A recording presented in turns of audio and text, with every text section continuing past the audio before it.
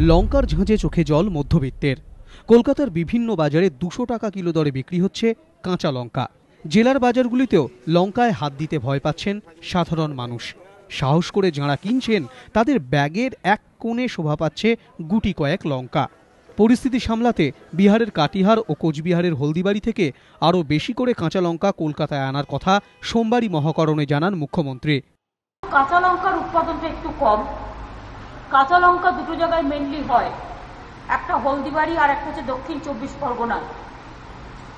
গরমের জন্য একটু দক্ষিণ 24 পরগনায় কাঁচা লঙ্কা কিছু ফলন কম হয়েছে বা নষ্ট হয়ে গেছে, সেটা আমরা সিস্টেম করে দিচ্ছি। সস চাটনি যেগুলো বিভিন্ন ফুড প্রসেসিংয়ের জন্য হয়, সেটা যখন মার্কেটে আমার কাঁচা লঙ্কা অ্যাভেলেবেল হবে তখন হবে। কিন্তু মুখ্যমন্ত্রী হলদিবাড়ি থেকে লঙ্কা এনে পরিস্থিতি সামাল দেওয়ার কথা বললেও খোদ হলদিবাড়িতেই এখন কাঁচা লঙ্কার দেখা নেই। ব্যবসায়ীরা বলছেন, সাধারণত জানুয়ারি থেকে জুনের প্রথম সপ্তাহ পর্যন্ত মরশুম থাকে, তাই এখন হলদিবাড়ির সব আড়ত ঘেঁটে 10 কেজি লঙ্কা পাওয়াও মুশকিল। ব্যবসায়ীদের কথা অনুযায়ী হলদিবাড়িতে গত বছর প্রায় 2400 হেক্টর জমিতে কাঁচা লঙ্কা চাষ হয়েছিল। প্রায় 59,000 মেট্রিক টন লঙ্কা উৎপাদন হয়। কিন্তু সময় যথাযথ বৃষ্টি না হওয়ায় এবং গত বছর চাষিরা লঙ্কার দাম না পাওয়ায় এবার 2100 হেক্টর জমিতে লঙ্কা চাষ হয়।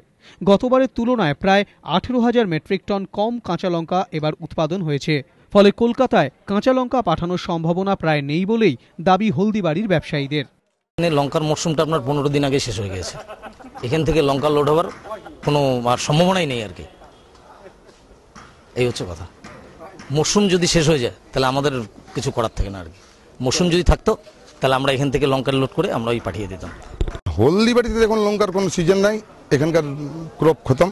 এখন লঙ্কা একমাত্র পাঞ্জাব আর কর্ণাটকে যারা ওখানে কলকাতায় ব্যবসায়ী বসে আছে তারা কিন্তু জানে যে লঙ্কা কোথায় হচ্ছে, তারা কিন্তু নিয়ে এসে মার্কেটটাকে কন্ট্রোল করতে পারে। এখান থেকে কিছু পাওয়া যাবে না। এখানে এখন 10 কেজি লঙ্কা মুশকিল আছে। একই সুর স্থানীয় কৃষি আধিকারিকের গলাতেও। এটার চাহিদা মেটানো খুব কষ্টকর ব্যাপার, কারণ হচ্ছে গিয়ে লঙ্কাটা সাধারণত এই মৌসুমে হয় না, আর প্রোডাকশনটা অনেকটা কম, যার জন্য এটা দামটা অনেকটা বেশি। তাছাড়া এবছর হলদিবাড়িতে বৃষ্টির পরিমাণ সেটা গত বছরের তুলনায় এবছর বেশি হয়েছে। মে জুন মাসে এবছর একদিনে যা বৃষ্টিপাত হয়েছে, এর আগের বছর সারা মাসে সেই বৃষ্টিটা হয়েছে। সুতরাং এই বৃষ্টির জন্য অনেকটা ফলন মার হয়েছে।